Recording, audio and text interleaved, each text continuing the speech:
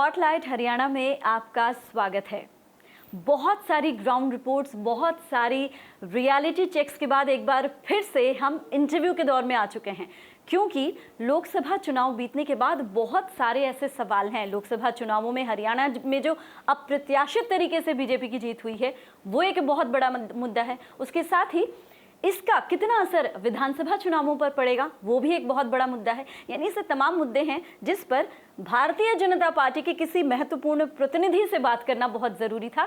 तो हम आ पहुंचे राज्य मंत्री कृष्ण बेदी के पास। उन्हीं के साथ तमाम सवालों पर जवाब जानने की कोशिश करेंगे। सबसे पहले उनका स्वागत, बहुत बहुत स्वागत। तो सबसे पहले तो आपको बहुत बहुत मुबारक हो, इतनी अप्रत्याशित और हम ये कहें कि जितनी उम्मीद थी उससे कहीं ज़्यादा, मतलब जहाँ जहाँ जिन जिन सीटों पर उम्मीद नहीं थी उन सीटों पर भी आपने क्लीन स्वीप दी है। क्या कहेंगे? देखिए, सर्वप्रथम तो ये सारी की सारी मेहनत कार्यकर्ता की है और हरियाणा प्रदेश के जागरूक मतदाता की है, क्योंकि पूरे देश के अंदर उनको कोई विपक्ष में second number, third number, fourth number, fifth number तक भी कोई प्रधानमंत्री का उम्मीदवार नज़र नहीं आ रहा था। परंतु कार्यकर्ता ने जिस प्रकार से पन्ना प्रमुख से लेकर BLA2, शक्ति केंद्र प्रमुख, शक्ति केंद्र पालक, हमारे मंडल की टीम, हमारे जिला की टीम, हमारे प्रदेश की टीम, और उससे बड़ी बात, इस टीम का नेतृत्व करने वाले श्रीमान मनोहर लाल जी, और मनोहर लाल जी के साथ साथ श्रीमान अमित शाह जी और नरेंद्र मोदी जी का जो एक जादुई नेतृत्व है, हरियाणा प्रदेश के नहीं, देश के प्रत्येक मतदाता के दिल और दिमाग में ये बात हम बिठाने में कामयाब रहे। इस जीत के पीछे वर्षों से भारतीय जनता पार्टी कार्यकर्ताओं का खून और पसीना लगा हुआ था। भारतीय जनता पार्टी के छोटे छोटे कार्यकर्ता ने अपने खून पसीने की गाड़ी कमाई भारतीय जनता पार्टी को सींचने में लगाई थी। और एक मेरे नेतृत्व का, एक हमारी जो फिलॉसफी है अंत्योदय केवल फिलॉसफी नहीं है, उस फिलॉसफी को हमने इम्प्लीमेंट करने का काम किया प्रत्येक गरीब की झोंपड़ी तक। चलिए, ये बात तो कहीं ना कहीं चूंकि ऐसी जीत हुई है तो जाहिरी तौर पर ये बात बनती है कि ज़मीनी स्तर पर बहुत काम हुआ है।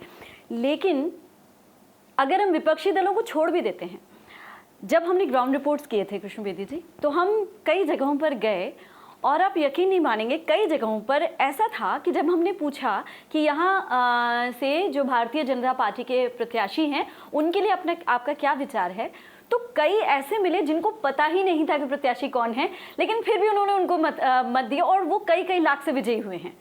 मैं ज़्यादा दूर न जाते हुए मैं अम्बाला की बात करूंगी, सीधे उस पर आ रही हूँ, क्योंकि ऐसे कई सारे ऐसे जो स्थानीय लोगों से बात हुई, उनमें उनका मत कुछ और था, जब नतीजे आए तो कुछ और। इसकी क्या वजह है? क्या प्रधानमंत्री का चेहरा? ये देश का चुनाव था। हाँ।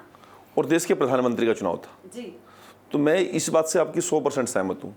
हो सकता है कि कुछ लोगों की चॉइस कुछ और रही होगी, परंतु नरेंद्र मोदी जी का चेहरा, अमित शाह जी की रणनीति और मनोहर लाल जी की ईमानदारी ने लोगों को भारतीय जनता पार्टी और कमल के फूल में पक्ष मतदान करने के लिए प्रेरित किया। ये ऐसी बहुत सी, कोई एक एग्जाम्पल नहीं हो सकता, बहुत सी जगह ऐसी होती हैं। बिल्कुल। हाँ, बहुत सी जगह ऐसी होती हैं कि किसी चुनाव में कैंडिडेट का चेहरा चलता है, परंतु ये चुनाव देश के प्रधानमंत्री का चुनाव था और देश के प्रधानमंत्री के रूप में नरेंद्र मोदी जी लोगों की पहली पसंद थी। चलिए, लोकसभा चुनावों पर बात हो गई और कहीं ना कहीं प्रधानमंत्री मोदी का चेहरा एक बहुत बड़ा चेहरा था जो विपक्ष को पूरी तरह से मात दे गया। ये तो विपक्ष भी बोल रहा है कहीं ना कहीं। अब हम विधानसभा चुनावों की ओर चलते हैं। विधानसभा चुनाव, जहां तक हरियाणा के विधानसभा चुनावों की बात है, यहाँ पर जो बातें हैं वो प्रधानमंत्री मोदी का चेहरा नहीं, यहाँ पर भारतीय जनता पार्टी ने बतौर अपने कार्यकाल में रहते हुए कितना काम किया है 5 सालों में, उस पर चुनाव होगा। कितना चैलेंजिंग है? देखिए, ये आपके लिए एक सवाल हो सकता है कि मोदी जी का चेहरा इस चुनाव में नहीं होगा। नहीं चलेगा। मोदी जी मेन मतलब जो सीएम का चेहरा है वो चलेगा और उनका काम का चलेगा। मैं आपको वही बात कर रहा हूँ। हम मोदी जी की सेना है जी, और जब हम उनकी सेना है और हमारा नेतृत्व मनोहर लाल जी कर रहे हैं, और मनोहर जी ने जो काम किए हैं मोदी जी की नीतियों को अनुसरण करते हुए, एक विकास का समान रूप से, लोगों के बीच में एक विश्वास पैदा करने का, वो भी समान रूप से, क्षेत्रवाद से ऊपर उठकर, भाई भतीजावाद से ऊपर उठकर, परिवारवाद से ऊपर उठकर, और मैं आपको बताना चाहता हूँ भ्रष्टाचार से ऊपर उठकर मुख्यमंत्री जी का बेदाग चेहरा लोगों के जहन में बैठा हुआ है। हरियाणा के मतदाताओं के दिमाग में आज तक 1966 से लेकर आज तक जो चेहरा था मुख्यमंत्री का, हमेशा धूमिल रहा है। पहली बार ऐसा मुख्यमंत्री हुआ है बेदाग, कोई व्यक्ति प्रयास भी करे कोई किसी प्रकार का आरोप लगाने का, उसको आप पत्रकार, जनता और सामाजिक धार्मिक संस्थाएं हमेशा नकारने का काम करती हैं। कई लोगों ने प्रयास भी किया मुख्यमंत्री जी को धूमिल करने की छवि को, परंतु आज मुख्यमंत्री जी की बेदाग छवि और पूर्णतः अपने काम के प्रति समर्पित व्यवहार आज मुख्यमंत्री जी का बहुत बड़ा कद बढ़ा दिया। क्या कितने कॉन्फिडेंस हैं आप विधानसभा चुनावों के लिए, पहला सवाल। दूसरा ये कि चुनावों से, विधानसभा चुनावों के लिए आपको किस तरह की तैयारियां आप लोग कर रहे हैं और कौन कौन से मुद्दे ऐसे रहेंगे जो विधानसभा चुनाव, क्योंकि चाहे वो मैं जेजेपी की बात करूं चाहे कांग्रेस की बात करूं, वो यही कह रहे हैं कि इससे पहले भी इतिहास ऐसा हो चुका है, इतिहास में ऐसा हुआ है कि लोकसभा चुनावों में क्लीन स्वीप था, लेकिन जब विधानसभा चुनाव आए तो मुश्किल से कुछ सीटें वो हासिल कर पाए हैं। ये किसी पार्टी मैं इस बात को बताना चाहता हूँ, ये कोई लहर के कारण हमारा कॉन्फिडेंस नहीं है। अच्छा, कोई समीकरण ऐसे हैं उसके कारण कॉन्फिडेंस नहीं है। हमारा कॉन्फिडेंस जो लगातार हमने हरियाणा के हित के लिए पिछले 40 साल विपक्ष में भी रह के हमने सकारात्मक भूमिका निभाई। विपक्ष में रहकर कभी हमने अच्छे हथकंडे नहीं बनाए, छींटाकशी नहीं की, अपनी पार्टियों को तोड़ने का काम नहीं किया। अपने लोगों को, चाहे हमें हमारी परिस्थितियां चुनाव में कुछ भी रही हों, हमने हमेशा हरियाणा के हित को पहले आगे रखते हुए तब हमने राजनीति की है। आज ये लोग 5 साल के विपक्ष में बौखला गए, जातिवाद की बात करते हैं, क्षेत्रवाद की बात करते हैं, परिवारवाद की बात करते हैं और नारा लगाते हैं हरियाणा को जलाने का। परिवारों में टूट है। आज जिस प्रकार से विपक्ष की भूमिका इन लोगों को निभानी चाहिए थी, मैं तो 4 साल से पहले आपसे बहुत लंबे समय पहले एक इंटरव्यू किया था, मैं उसमें भी कहा था कि हरियाणा विपक्ष नाम की कोई चीज़ नहीं है, क्योंकि ये लोग तो हमेशा सत्ता के साथ रहे हैं और सत्ता किस प्रकार से मिले उसके लिए इनको कुछ भी करना पड़े उसको करने के लिए लोग तैयार रहते हैं। परंतु भारतीय जनता पार्टी हमेशा विपक्षी भूमिका भी हमने सकारात्मक निभाने का काम किया। इसका मैं उदाहरण देना चाहता हूँ। 2004 में पंजाब की विधानसभा ने रात के 12 बजे SYL के खिलाफ, जो माने सुप्रीम कोर्ट का निर्णय आया था, उसके खिलाफ एक्ट पास कर दिया। उस समय हमारे 6 विधायक थे। भजन लाल जी उस समय CLP लीडर थे, नेता प्रतिपक्ष थे हरियाणा की विधानसभा में कांग्रेस की तरफ से। उन्होंने बयान दिया। उससे पहले बीजेपी के 6 विधायकों ने कहा कि SYL के मुद्दे पर हम संघर्ष करेंगे और विधानसभा से रिजाइन देकर हम जनता के बीच में जाएंगे। और हमारी रिसों रीस भजन लाल जी ने बयान दे दिया, परंतु रिजाइन नहीं दिया। हमारे 6 विधायक 7 महीने पहले सरकार को ठोकर मार के आ गए थे। उन लोगों ने केवल नाटक किया और वापस विधानसभा में चले गए। ये मैं आप लोगों को बताना चाहता हूँ। SYL के मुद्दे पर हमने संघर्ष किया, रिजाइन भी दिए। इसी प्रकार से चलती हुई सरकारों में हमने ठोकर मारी। बंसीलाल जी के साथ जब हरियाणा के हित कहीं बिखरते हुए नजर आए, हरियाणा के हितों पर कुठाराघात होता नजर आया, हमारी नेतृत्व ने चलती सरकार में रिजाइन दे दिया था। इसी प्रकार से चौटाला जी ने हरियाणा की जनता को बुरी तरह से लताड़ने और प्रताड़ने का काम किया, तो हमारे विधायक और मंत्री रिजाइन दे के आए थे। मैं इसलिए बताना चाहता हूँ, इन लोगों को एक सकारात्मक राजनीति विपक्ष की भूमिका निभानी चाहिए थी, क्योंकि महात्मा गांधी जी ने कहा है सरकार के मौजूदा सरकारी जो सरकार चल रही है उससे बड़ी जिम्मेवारी विपक्षी पार्टी की बनती है, क्योंकि यदि सरकार सत्ता के नशे में चूर होकर कोई गलत काम करे, विपक्ष के लोग उसे आगाह करें, उसे जागरूक करें। परंतु आज हरियाणा में कुर्सी के लिए चाचा भतीजा का झगड़ा, CLP लीडर नेता प्रतिपक्ष के लिए कांग्रेस में पता ही नहीं कौन क्या तय हो रहा है और किस प्रकार से मारा मारी, और वो उसका कांटा निकालने में लगा हुआ है, वो उसका कांटा निकालने में लगा हुआ है और कुल मिला के सारे अपने अपने कांटे निकलवा रहे हैं। चलिए, अगर आप कह रहे हैं कि सकारात्मक जो विपक्ष की भूमिका होती है, दुष्यंत चौटाला ने कुछ दिन पहले एक प्रेस वार्ता की और उन्होंने सीधे सीधे मुख्यमंत्री की जो कार्य प्रणाली है और पिछले पूरे अभी जो ऑलमोस्ट 5 साल हो ही गए उस पर सवाल उठाए हैं कि ऐसे कितने काम हैं, चाहे ज़मीन से जुड़ा मामला हो, चाहे किसानों से जुड़ा मामला हो, चाहे लोन से जुड़ा मामला हो। वो कह रहे हैं मैं ऐसे पूरी लिस्ट दे सकता हूँ, मेरे सामने आकर वो बात करें, मेरे सामने आकर बैठें और मैं उनको सीधे पूरे डॉक्यूमेंट्स, वाइट पेपर्स के साथ मेरे सामने आए और मैं उनको बताऊँगा कि किस तरह से काम होता है। देखिए, मैं आपको बिल्कुल सही बात, मैं सहमत हूँ। चौटाला जी लिस्ट देंगे, दे भी देंगे, हो भी जाएगी। परंतु मैं एक बात कहता हूँ, इस देश के अंदर सरकार के लोगों का अलग एजेंडा होता है, विपक्ष का अलग एजेंडा होता है, मीडिया का अलग एजेंडा होता है, परंतु जो जनता का एजेंडा होता है वो बाद में सरकार को भी, विपक्ष को भी और मीडिया को भी मानना पड़ता है। आज केवल हरियाणा प्रदेश की जनता का एक ही एजेंडा है कि हमें पारदर्शिता वाली सरकार चाहिए। हमें 24 घंटे बिजली देने वाली सरकार चाहिए, हमें ईमानदारी से रोज़गार देने वाली सरकार चाहिए, हमें बिना भेदभाव के हरियाणा के प्रत्येक कोने का विकास करने वाली सरकार चाहिए। दुष्यंत जी बोले क्या फ़र्क पड़ता है। और मैं तो आप लोगों को एक बात कहना चाहता हूँ, ऐसे तो नहीं बोल। हाँ नहीं, उसके पास है भी कुछ नहीं, परंतु मैं आपसे एक बात पूछना चाहता हूँ। अपने भारतीय इतिहास में सनातन धर्म में एक बात बड़ी चर्चा होती है, अब मुझे नहीं पता आपको वो बात समझ में आएगी कि नहीं आएगी। मूल से ब्याज प्यारा, हमेशा दादे को पोता प्यारा होता है, और दादा क्या कहता है, गद्दारों के लिए घर में और पार्टी में कोई स्थान नहीं है। अब उनके दादे को अपने पोते से प्यारी कोई, बेटे को नकार देता बाप, परंतु पोते को नहीं नकार सकता।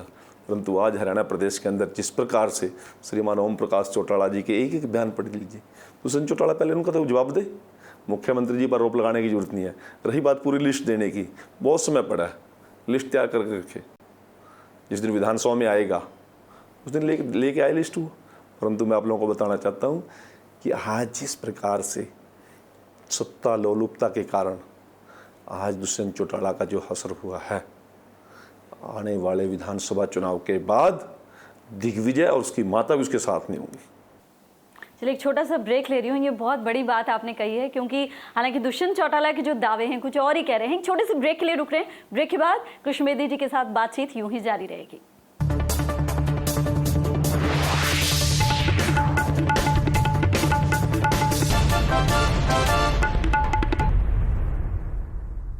तो ब्रेक के बाद आपका स्वागत है। मेरे साथ हैं राज्य मंत्री कृष्ण बेदी जी। बड़ी गर्मा गर्म में एक बातचीत चल रही है।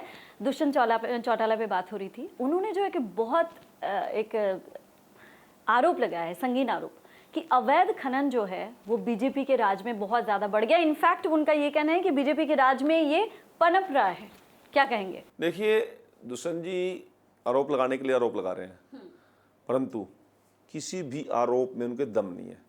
मैं आप लोगों से पूछना चाहता हूँ, स्वयं मुख्यमंत्री जी ने पिछले दिनों छापामारी करके पंचकुला जिला के अंदर खनन माफिया के खिलाफ एक्शन लिया है। और मैं आप लोगों को कहता हूँ, जितनी पारदर्शिता से खनन का टेंडर हम लोगों ने किया है, एक बहुत बड़ा राजनीतिक संरक्षण के अंदर जो खनन चलता था हरियाणा के अंदर, आज किसी भी खनन माफिया पर राजनीतिक संरक्षण नहीं है। मैं इस बात का आप जवाब देना चाहता हूँ। उन लोगों ने तो केवल यमुनानगर, नारायणगढ़ और डाडम को, उन लोगों को तो उन्होंने वहाँ पर अपने घर बना लिए थे जब उनका राज था। पता करिए आप जाके। और आज भारतीय जनता पार्टी का कोई भी कार्यकर्ता इस बात के लिए, मैं दावे के साथ कह सकता हूँ, किसी को राजनीतिक संरक्षण नहीं है। जो आज खनन माफिया यदि कोई है भी तो है। दूसरी बात, दुष्यंत चौटाला जी आज जिस परिस्थिति में है, उसके दिल में तो बहुत बड़ा गुमान था कि मैं केंद्र में इस प्रकार का विपक्ष का गठबंधन हुआ है, अरविंद केजरीवाल पूरे दुनिया के अंदर, अरे क्या स्थिति हुई है आज। इससे बौखलाहट इन लोगों की साफ नज़र आती है। जिस प्रकार के आरोप आज दुष्यंत चौटाला जी लगा रहे हैं, उनको पहले उन आरोपों की जांच कर लेनी चाहिए। कहीं ना कहीं उसको जवाब देना पड़ेगा इस बात का, और यह दुष्यंत चौटाला जवाब नहीं देगा, हम उसको कोर्ट तक लेके जाएंगे। एक और बात जो उन्होंने प्रेस कॉन्फ्रेंस के दौरान बोली थी, वो भी सरकार की कार्यप्रणाली पर, वो ये है कि पिछले 5 साल के दौरान बेरोजगारी दर जो है ना वो बहुत ज़्यादा बढ़ गई है। ज़्यादातर मतलब जितने बेरोजगार आपके कार्यकाल में हुए हैं, इससे पहले कभी नहीं हुए। दुष्यंत बिना निराधार आधारहीन आरोप लगा रहा है, क्योंकि लगातार 2 बार ने जींद उपचुनाव में, और दोनों भाई जब लगातार दोनों लोकसभा और विधानसभा चुनाव दोनों हारे हैं।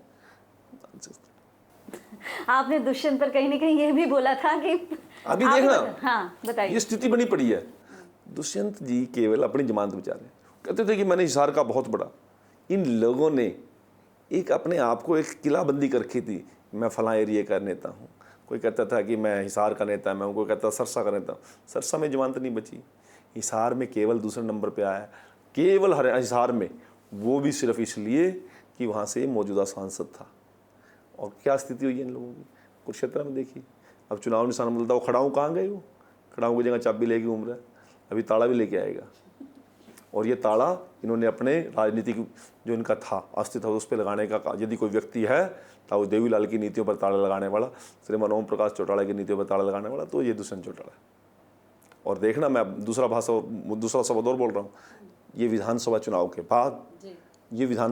बाद जैसे खेत के अंदर कल्ला ड्रेवा खड़ा होता है ना, एक कपड़ा बांध देते हैं ऐसे डंडा करके। ये आपने पहले भी हाँ, बोला था एक बार। ये वो सिर्फ पशु को डराने के लिए होता है, उसका कोई वजूद नहीं होता। ऐसे ही अकेला खड़ा मिलेगा, इसका भाई इसके साथ नहीं होगा। इस प्रकार का इसका आचरण है, व्यवहार है। हार जीत रहती है। हमने भी विपक्ष में 40 साल रहे हैं, परंतु कभी अपने नैतिकता से कभी नीचे नहीं गई। आज जिस प्रकार अरन का आरोप लगा रहा है, वो हुड्डा जी पर भी, कांग्रेस पर भी, बीजेपी पर भी, सभी पर। हुड्डा पर तो आप भी बोलते रहते हैं कभी ना कभी। तो मैं यूनिवर्सल बोलता हूँ, कभी झूठ नहीं बोलता। और मैंने कहा था 3.5 साल पहले सरसा के अंदर कहा था, अभय सिंह जी ने बयान दिया था कि मुख्यमंत्री जी अपने विधायक संभाल लें। तब मैंने कहा था हमारे तो विधायक पार्टी के हैं, हम संभाल लेंगे, परंतु आपके तो परिवार में फूट है। और ये परिवार की फूट सड़कों पे आई। और आगे मैं अगली बात और कह रहा हूँ, विधानसभा के चुनाव के बाद ये देखने की स्थिति क्या होगी।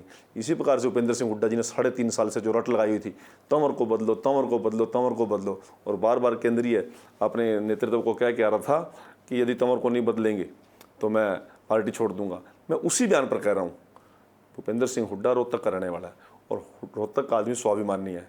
अब केंद्रीय नेतृत्व ने जवाब दे दिया, हम तंवर को नहीं बदलेंगे। अब नहीं बदलेंगे तो स्वाभिमान जिंदा रखने के लिए भूपेंद्र सिंह हुड्डा को कांग्रेस छोड़नी पड़ेगी।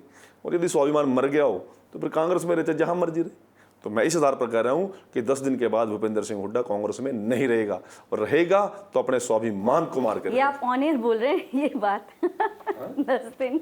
आपने सुरजेवाला को भी कुछ ऐसे पर्सनल कमेंट दिए थे। आपको लगता नहीं कि इस तरह की जो कमेंट्स है वो नेगेटिव पब्लिसिटी होती है और कहीं ना कहीं छवि जो है पार्टी की, क्योंकि ये सवाल उठता है कि इस तरह की ओछी बातें करके आप पार्टी की गरिमा को कहीं ना कहीं नुकसान पहुंचा रहे हैं। मेरी बात सुनिए आप। हाँ।